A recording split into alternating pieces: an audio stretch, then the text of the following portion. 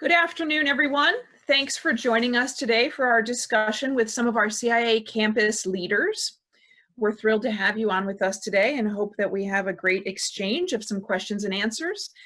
My name is Rachel Birchwood, the Associate Vice President for Enrollment at the Culinary Institute of America. We're excited to have 4 directors on our panel today. These panelists can help you understand and share information about the support network that we're going to provide to your students once they get here. As the world's premier culinary college and leader in the food and hospitality industry, we can't wait until we have you back on our campus. But for today, we're committed to providing you with helpful information to prepare you for your students' future enrollment at CIA. Today, we're joined by 4 special guests. We have Dr. J.J. Manley, Associate Dean for Campus Life and Student Development, Crystal DeCarolis, Director of Career and Academic Advising, Jody Amato, Director of Academic Support Services, and Margot Chanella, Director of Health Services. We're going to have our guests introduce themselves and just give an overview of their area. If our guests can now turn on their video, and we'll start with Dr. J.J. Manley, who's going to talk to us about his area.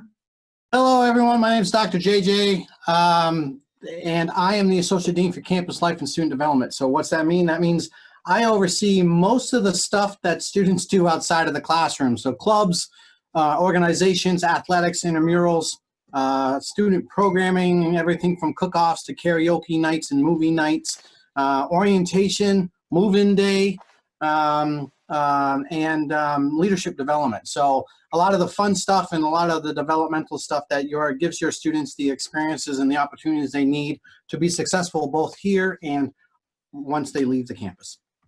Awesome. Thanks, JJ. Crystal, can you introduce yourself and give us a sense of your area? Certainly. Hello, everyone. My name is Crystal DeCarolis. I'm the Director for Career and Academic Advising. Our office and advising offers holistic advising, a model that will follow the students from entry to first destination employment. So we're primarily working with students from, again, that career and academic advising perspective. We believe wholeheartedly that those conversations are matched. So when we start talking to students about how to use elective credits or different opportunities for concentrations and things like that, we try to best align those with the end goal, which is what is our first destination 5 years out, so on and so forth. So we want to make sure that we're using that academic component to best prepare them for where they want to be in the future. We also, in my area, is housed our transfer credit services. So anybody with any kind of transfer credits for whether it be food safety, serve safe certifications, through other college credits that will all come through our office, and all of our career fairs. We offer 3 career fairs a year, which we're very excited about. So all of those are also directed out of our office. Great. Jody Amato, can you talk a little bit about your area? I can. Hi, I'm Jody Amato. I'm Director of Academic Support Services, and I oversee the Office of Disabilities, the Tutoring Center, and what we like to call our Study Center. So we're basically the hub of academic support. We work with students with both peer tutors and professional tutors. I also have a learning specialist and a disability support specialist who work with students to make sure that they can be successful at the CIA. That's basically it in a nutshell. I could go on, and I'm sure I will when we're answering questions. Great. Margot, can you give us an overview of your area? Sure. Hi, my name is Margot Chanella. I'm the Director of Health Services, and I'm a board-certified family nurse practitioner. I manage a team of registered nurses. We provide care to the students Monday through Friday, 7 a.m. to 9 p.m. We're conveniently located right in the main building, Roth Hall. And our department, it really focuses not just on treating the acute illness or injury, but also on health promotion, disease prevention, health education, and such. So I, along with my team, we look forward to helping your student achieve their maximum well-being at the CIA. Great. So let's start off with a question for JJ. JJ, can you talk to us about some ways that students can be involved on campus with activities or different things going on? Once I learned how to unmute my thing. Yeah. Yeah. So the cool thing about, I'm always surprised when students come here, usually during their first week or so, there's a number of students who are like, wow, there's a lot of stuff to do here. I didn't realize this was like a real college, which I think is always funny. So we are a real college, and we have all the stuff that students are looking for that campus life experience, because we understand that whole experience is what's important. It's the academics, it's the social networking, it's all that. So on our campus, students can join one of our 70 clubs on campus. And if there's a club that we don't have, they can start a club. Had a student a couple years ago started a knitting club, and actually was one of our more popular clubs for about 2 years. There was at least 30 or 40 students that showed up to every meeting. They can join intramurals, dodgeball, softball against faculty and staff, kickball, badminton. We have varsity level sports. Soccer and basketball and volleyball, cross country, and tennis. We also have an opportunity to students we have an amazing fitness and cardio room. We really encourage student wellness, so students can, do that. They whether it's something they do on their own and with a lot of other friends. And we have lots of programming. I mean, of course, we have these amazing cook-offs. This fall, we're going to have I want to say it's our 30th annual chili cook-off. We have a December cookie bake-off, a pizza cook-off. And then we do stuff like karaoke, which, believe it or not, is extremely popular here. We probably get about 300 students show up for every single karaoke night. And we show first-run movies in the Marriott. There's opportunities to go on trips, whitewater rafting, down to see Broadway shows, to go hiking at the rail trails, you name it. I mean, there's so much stuff going on here. I always tell the parents that if their son or daughter calls them up and says, I'm so bored, there's nothing to do here, you need to ask them if they've left their room, because the reality is that that's probably the only way that they're not involved in something, because there is literally something going on every single day of the week, including weekends. So lots of opportunities here. And if someone's struggling, all they have to do is come see me and my staff, and we can almost always find a way for a student to find their little group, find their thing that they want to do on here, whether that's becoming an orientation leader, joining the welcome team, becoming a resident assistant. There's lots of opportunities. And so our goal is to help each student find their thing, whatever that may be, and then help them turn that into something that's going to match up with what they're learning in the classrooms and their externships and all those other experiences. So lots of fun stuff to do. That's great, JJ. Thanks. Crystal, can you talk to us a little bit about, we have a question about kind of advisors and what students would go to their advisors for and how advisors can help them. Sure. My favorite line is that the advisors, if all else fails, you're not sure where to go see your career and academic advisor. I like to think that we're the know-it-alls on campus. We know where to direct you, or we have the answer ourselves. So, we definitely, we work with the students from point A, which is them transitioning to college. I mean, sometimes that's a hurdle all in itself. So we want to make sure we're wrapping our arms around them, make sure that they're transitioning okay. If it's giving laundry tips or hair tips or whatever we need to do, we provide that type of information to them, get them ready for their classes, help them with their academics. Sometimes transitioning to a more self-paced environment can be a little challenging. So we work with them just, in that first year, really getting them, or the first semester, really getting them acclimated. And then along the way, like each semester, we're going to work with them on course selection. So each registration each semester, they're going to have to go and do their course selections. So we're going to talk to them about, how do you feel about your program? How do you feel, would you like to enter into a concentration? And how do those, again, like I said before, how do those course selections tie into your overall goals for after school? So we're going to work with them each semester to make sure that their registration is in place.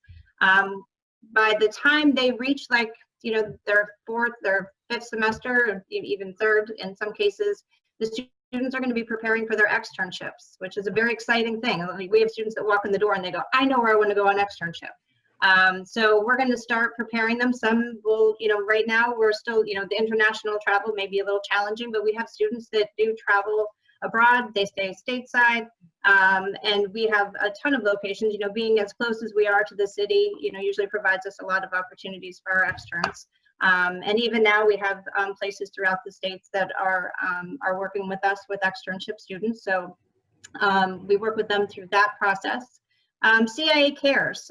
Jody may speak a little bit more on all the details of CIA Cares, but that is our early intervention program that all the faculty members have to let us know if they feel like a student might need some extra support. So some of those communications may come from their advisor to the student to say, hey, come in and meet with me. Let's see what we need to do. Like, do we need to work on, some time management things? Is this course not going well? How can we, best assist you to get through the class successfully? So a lot of that outreach comes out of the advising office. And then, of course, as we get closer to graduation, we're going to be working with them on job selection, searching for jobs. We have a database of nearly 3,000 job opportunities for students. So we're going to try to best align them with what they've been working towards in their 4 years with us. Great. Jody, we have a couple questions about kind of extra help and tutoring and what's available to students, and like what kind of support academically is there for students?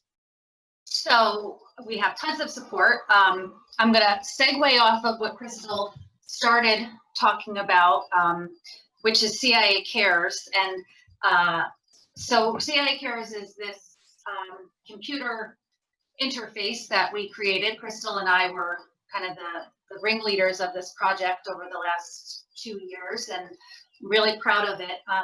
It's an opportunity and a way for us to be able to share with students what the resources on campus are, from their academic advisor to their instructors to the professional tutors, and also our peer tutors. We have peer tutors for every single subject.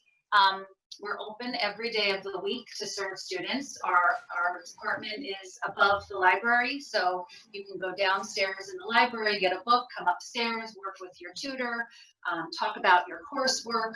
We have study guides and games that the tutors have created to make studying fun and engaging, which is something that I'm really passionate about. And it's so fun when I see the students come in and they're like, studying, is not fun. And then we're like, no, let's play this game. It's really cool. And their faces just light up, and suddenly studying is fun, and that's exciting. So we work with students all the time because we get notifications from either them saying they do this thing where they raise their hand, again, through the CIA Cares computer interface, and say, I need help. Here I am raising my hand. I need help with the wines class. And then I will reach out to them and say, okay, well, what do you need help with? Do you need a tutor? Do you need study guides? How can I support you? We also have faculty that will reach out to us through CIA Cares and say, John is not doing very well. He failed the last test. And then either Crystal's team or myself, somebody from my team, will reach out to the student and say, how can we help you? Do you want to meet with a tutor? Let's talk about how you've been studying. Let's talk about how you've been managing your time. So sometimes it's not just that they aren't studying, it's about how to be able to be a better studier or a better student. And as I mentioned in my introduction, in addition to myself and the peer tutors, we also have a learning specialist who works with students and talks to them about time management and organization and how to study. We just hired her last year, and I never thought she would be as busy as she is, but she meets with students every day. It's really great. So yeah. I could go on, and I apologize. I'm taking up so much time, but email me. I'm happy to answer. Because studying, I guess, is really a learned skill. So we're helping students learn that skill. Exactly. Yeah. So a couple questions, understandably so. We're in kind of an unusual situation right now about COVID-19. So Margot, can you talk to us a little bit about some of the ways CIA is preparing to have students on campus this fall? Sure. So of course, this has been an effort, that we've been involved in since the beginning in planning to reopen. We are working very closely with our local health department. Just yesterday, we had a conversation with the Commissioner of Health for Dutchess County We're working also with our local colleges. There's about 5 of us in Dutchess County alone, about 23,000 students that need to be brought back. So this is a collaborative effort, really. It's not just the CIA, it's everybody's all hands on deck at all times. But this is also a group effort. It's gonna take the students, staff, faculty members, we're all gonna be in this together. We're all gonna have to practice good social distancing skills, or physical distancing skills, I'll call it, hand hygiene. We're gonna be, screening students and staff and faculty to make sure people are healthy. Our department will be offering telehealth visits. We're going to be available to do COVID testing on campus if necessary. So we have a lot of things in place to make sure that people are safe. But we're all going to be in it together. And so we really need to make sure that everybody is doing their own, health monitoring, maintaining optimal health through good sleep habits, good, hygiene, all of those things that we stress on a regular basis. It's just now so much more important to us. And so my staff is going to be there to do education and health promotion with everybody. Great. Margot, just a quick follow-up question from a parent. If a student gets sick over the weekend, what services are available to them, or how might we help them get medical assistance? Sure. So on weekends and off hours, so after 9 p.m.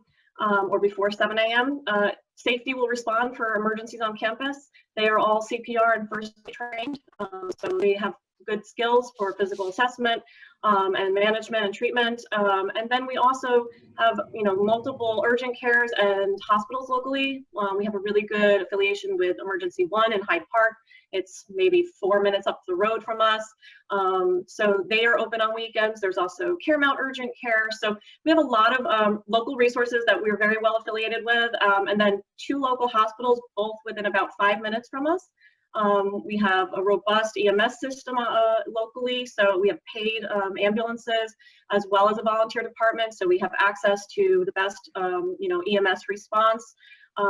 In addition to that, our safety officers will transport people who are non-urgent to emergency rooms or urgent cares, and they provide transport back and forth from those locations for those 6 students. And we also have an after-hours nurse assistance line. So if you call our main number, the health services line, after hours, it will roll over to a triage service. It's a third party that staffs that, for us. And if they're sick, they're going to get a call back from a nurse who will kind of talk them through what their symptoms are, try to provide, treatment options for them. And obviously, if it's something that's urgent, they will refer them to the local ER. Great. A question for Jody. After somebody submits their application or information about accommodations, do they hear back from us, or what's the process on that? What does that look like? So there's an application online that you can fill out on the admitted student portal. It goes right to my office. You would get a bounce back saying that we received it, and then it does take some time for us to follow up. I usually will follow up with an email saying, thank you so much, I have this documentation, and if I need more, I will let you know if I need more. But the actual meeting to create the accommodation plan doesn't happen until we get to campus. We will reach out to the student within those first couple of days of the classes starting and have a interview with them, basically so that we can talk to them about what the accommodations that they would be getting are and how the accommodations would be implemented during their time here. It doesn't make, it can be a little bit more challenging for us to do it very early before they come to campus, because a lot of the processes are things that they have to fill out, forms that they need to do. So we like to have that conversation so that we can talk to them, introduce them to our space, introduce them to the team. So we get the information, I will reach out to you, and then we'll reach out to the students multiple times. We never give up on reaching out to our students and talking with them. Great.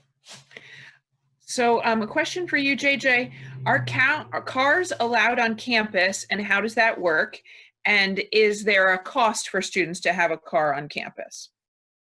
So cars are allowed on campus, and there's currently, there is no charge for students to get a parking permit. And even for freshmen, I guess that's part of the question, JJ, yeah, for freshmen. Yeah, I'm sorry. So yeah, all students are allowed to have cars on campus, but I will say this, and there is no charge. You just need to get a parking permit. which you can fill out the form online so that the parking permit's ready for you when you come to campus in the fall. But I would want to share that you don't really need a car on campus. We provide actually a number of other opportunities for students to get around. So like for instance, on Saturdays, we have a bus that runs up and down Route 9. It goes to the mall, it goes to several shopping locations, including grocery stores, Barnes and Noble, restaurant locations, the movie theater. And students can ride that bus for $2. They can ride it up and down. A lot of our students use that. That's every single Saturday that we are open. We also have Zip Car on campus. So if they are a student here, and as long as they're 18 and have a valid driver's license, they can take advantage of the special promotion that we have with Zip Car, which allows them to rent a car for as little as $8 an hour, and that includes the cost of gas. So they don't have to pay for gas, pretty much unlimited mileage if they're driving locally, and insurance is covered. So it's a really good deal, and sometimes we have students who will go in together to get a car for 4 hours or so in the afternoon if they want to take it to go shopping or go see a movie or stuff like that. We also have Uber and Lyft in the area. During the nicer weather, students can actually get a bike from us. We have a lot of bike trails around the college, and our students will use that. There is a grocery store maybe a half a mile to 3/4 miles away, and I've seen on the nicer days, students will take a bike and ride up to the grocery store themselves and to get stuff. So you don't really need a car. I find that some students get cars and then they never move them once they get them here because they don't want to lose their parking space. Your parking permit's kind of like a hunting or a fishing permit. Doesn't mean you're going to find anything. It just gives you permission to look. So, It's just one more thing really for a student to take care of in their first year, for sure. Exactly. A question about the medical forms, Margot, and when those are due to CIA.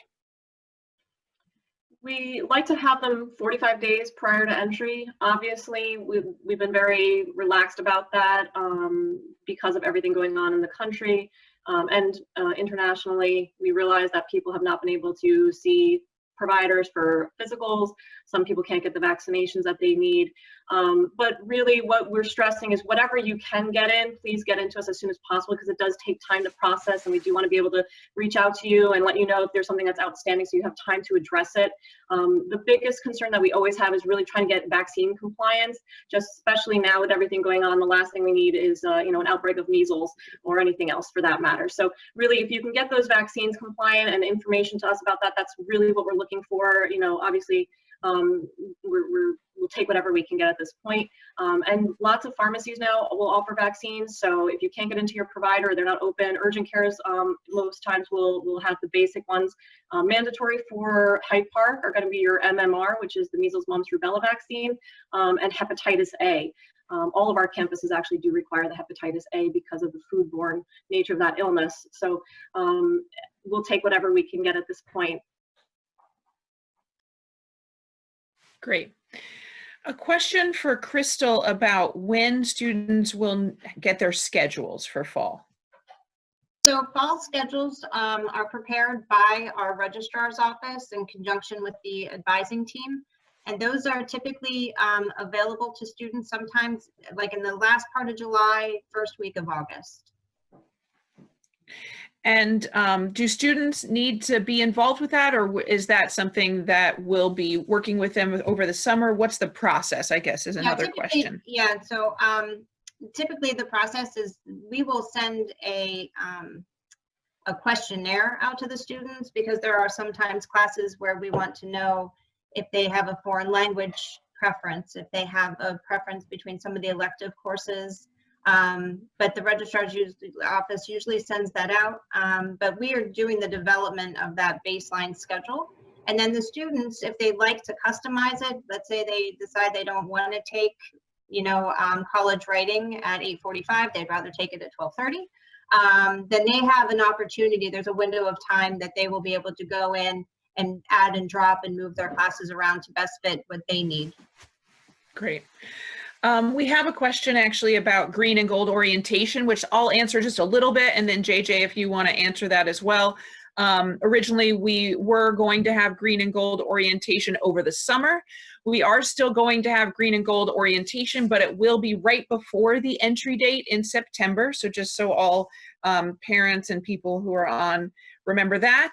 It will be a wonderful opportunity for students because we'll have some really great engaging activities for them, and it'll be a wonderful way for them to launch into their CIA education. From the student life and admissions enrollment teams, we will be doing some virtual green and gold events to kind of inform you. So there are, of course, lots of things students want to know. And, you know, as we get kind of into the month of July, we'll have some virtual events for students that will also be recorded, so you can watch them in your own leisure. And we'll also be engaging with students kind of on some fun aspects. So JJ, anything to add to that? Anything I missed? No, I think you got everything. One thing I would like to add, though, is just I think green and gold is also a great opportunity. When we were able to have it in the past was, for parents to get information. And so one thing I'd like to share with you guys is for all the parents that are on the call today, there actually is a parent Facebook page that is an amazing resource. The parents on there are extremely helpful. They love to help new parents learn how to navigate the CIA and get ready for move-in and all that stuff. So if you're interested in that, you can go to CIA New York Parent a la carte. And there's a couple of questions you ask because, we do want to make sure that everyone on that page is someone who has a student coming to the CIA. So you'll have to answer a couple of questions so that the administrators know that. The parent page is run by parents. Just want you to know that. It's not run by me, it's not run by anyone else, although we are involved so we can help provide answers if needed or direction or anything like that. So I get to know a lot of the parents that way, and it's actually a great part of my job. So if that's something we were looking to do this summer. Actually, we were hoping to have some of those parents here, but since we can't do that, that is a great way for you to reach out to parents who have been here. This started about a year ago, so all these parents have been just where you were a year ago. Brand new students coming to the CIA, and they've learned how to navigate everything. They've made a lot of connections with each other across the country. So it's a great opportunity for parents to start making those connections now, which will help make things a little bit easier for you as you get ready to move your son or daughter onto campus in the fall. Great. Crystal, a question for you about transfer credits and the nature of transfer credits we accept and what that process is.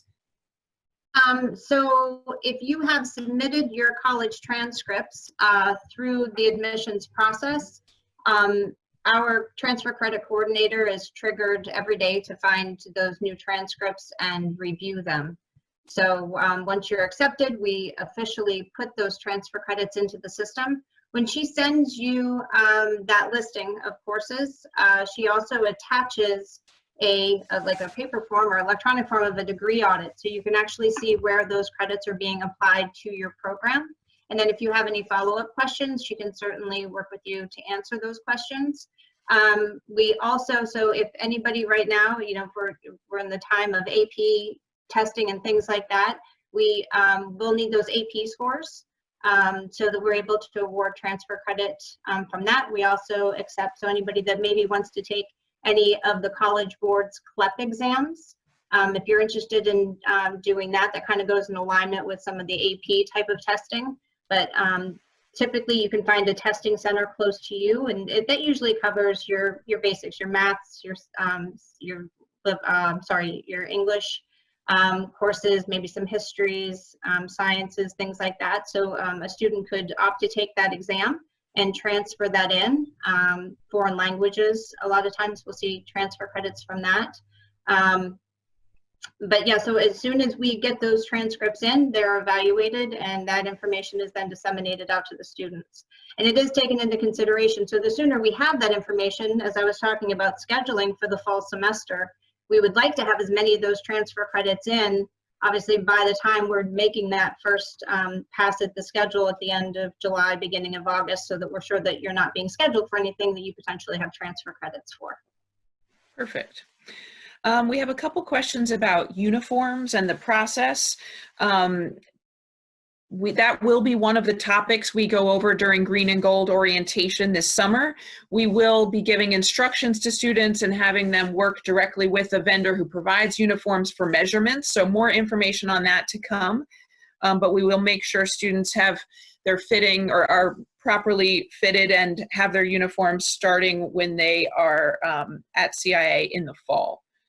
I don't know if anyone else has anything to add on the concept of uniforms. More information to come on that, but we'll be right on that in a timely way over the summer. We don't want to fit in everyone now and then have them not be appropriate in September. So we'll do that a little closer to the time.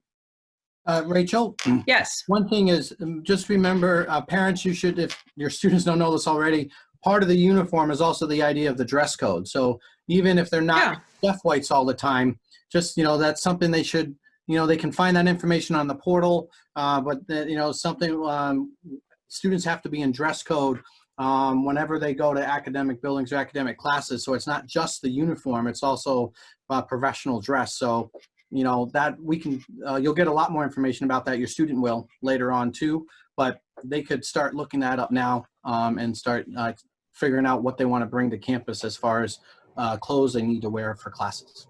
Yeah, that's a great idea, JJ, thanks. Just one final question, I think, for all of our panelists. So if we haven't been able to get to your question, we will get to it after this session, but just a final question for all of our panelists, kind of please share your advice for parents on how to set their students up for success this fall, and if there's anything they should be doing over the summer. And we'll start with you, JJ. So I always think this is a great opportunity to tell your son or daughter, if they don't know already, to start doing the laundry. I think this is a great opportunity for you to say, guess what? For the next month, you're in charge of laundry. Their chef whites have to be white. And so that's a thing. We actually do programs on laundry because, it makes sense. We have students that come and they're like, I've never done laundry before. And they'll learn a lot of tips and tricks from their students. I would say the biggest thing is, as much, I'm a parent. I've got a son in college. I understand completely what it's like to want to help them out, want to be there for them.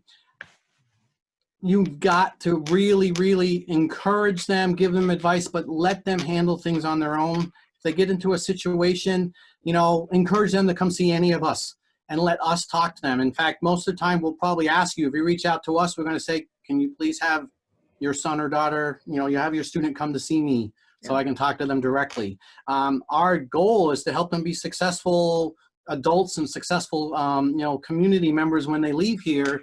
And sometimes that means dealing with the bumps and bruises along the way and figuring stuff out. Yeah. So, encourage them to do that. Definitely encourage them to get involved. I mean, that's my whole thing. I'm a big believer in that. Is you're coming to the Culinary Institute of America.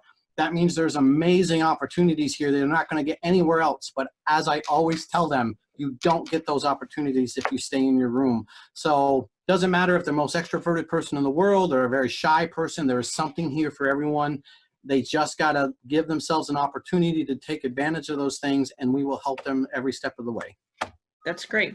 Crystal, any pieces of advice for parents? JJ stole like 3 of my answers. I know, he gave more than one. That's not fair. He did. I mean, and here's the thing that I do want to say that JJ I know has already said is that, we really want to work with your student, and the more that we can get your students prepared to kind of self-advocate, or to, as Jody was saying in our CI Cares, raise your hand, ask for help, be willing to take that help. We of course welcome your phone calls. I will have to, I'm just going to say this, is that we are bound to a federal law that will keep us from being able to share information with you unless your student fills out a consent release information form, which I know sometimes we reach that critical point and parents get frustrated because we don't have that on file. But I mean, really, we want to work with your student. We want to help them to be successful and learn, as JJ was saying, those self-advocacy practices, and really learn to be someone, going out into the industry that, has that professionalism and the ability to navigate those waters. Other than that, that I will say this is something I tell all the students, especially in kitchens and bake shops. The mantra that the chefs have is early is on time and on time is late. So the best advice you can give them is to start using the alarm clock probably earlier while they're still at home. So laundry, alarm clock. There you go. There's Two my- life skills. There you go. Jody, advice for parents on kind of launching their children successfully this fall. So to kind of branch off of what both Crystal and JJ said, mise en place. So your students should know what mise en place means. It basically is everything in its place. Help them to start getting organized early. I am a mom of 3 kids. Actually, just before coming on this call, I watched my son virtually graduate from Virginia Military Institute. And super proud mom, yeah. And as a parent and in my line of work, my job is to help students every day. And one of the hardest things that I had to do as a parent was watch my own child not listen to my advice, and he crumbled his first year. And I had to say, you know, what did you do? Why didn't you call and ask for help? And unfortunately, sometimes our kids have to fall before they can pick themselves up. So that is one of the hardest lessons that as a parent we may have to learn, and I hope none of you have to worry about that, but you may. And I think the important thing to know is that you're looking at 4 people right now who our entire world is about taking care of your children, and we love our jobs and we are really good at them, if I do say so myself. So we're going to take care of your kids, and we're going to help to guide them and give them the tools that they need to be successful. And I think as parents, we all need to trust that that's why they go to college, so that they can figure those things out. So help them to get organized and learn mise en place, and help them to spread their wings. Yeah, that's my advice. Great advice. Thank you. Margot, final advice for parents on how to successfully launch their students this fall. So the 2 things that I would recommend is, 1, set up an account with a local pharmacy. We have 2 that deliver to campus, Malloy's and CVS. Do you want me to put that up right now, Margot? Yeah, that would be great. Yep. Real quick. Okay, so that's the address and contact information for the 2 pharmacies that deliver to campus. So obviously they deliver weekdays only, and we will store the medication until the student comes to retrieve it. So my recommendation is that if you want to use one of those services to call, they will need insurance information, contact information, all of that kind of stuff. And once that account is established, any prescriptions that go to them will automatically roll over and be delivered once we're back on campus. If you don't use one of those 2 pharmacies, we have a Rite Aid locally as well. And you can, but I would just get that in place, because you want that account established before we have to send prescriptions, or they get prescriptions sent there. Then they can't find their insurance card, they can't find ID, what not. So that's very important. The other thing is, please pack a thermometer for them. We don't want them using their meat thermometers, and they do all the time. So please pack a nice thermometer for them. That's a really good nugget of advice. We understand from CIA that this is a challenging time for everyone, but I think from all of us, the most important thing is that students are healthy and safe this fall. And we have a whole team of people, and the people on this call are just some of them, that are in place to really make sure that we have a successful launch. And we are in planning processes to make sure that we're able to keep our whole campus community safe this fall. And we're excited to host your students on campus and get them started successfully this fall. So thanks everyone for joining us, and thank you so much to our presenters. That was super helpful information for parents. We appreciate all of your questions from the parents. There were a couple questions that we weren't able to get to, but we will contact you individually after this session. In addition, look for an email after. We'll give you some virtual resources for your assistance for the fall and for the summer. Again, thank you for attending, and we look forward to welcoming you on campus this fall. Thanks, everyone, and have a great rest of your day.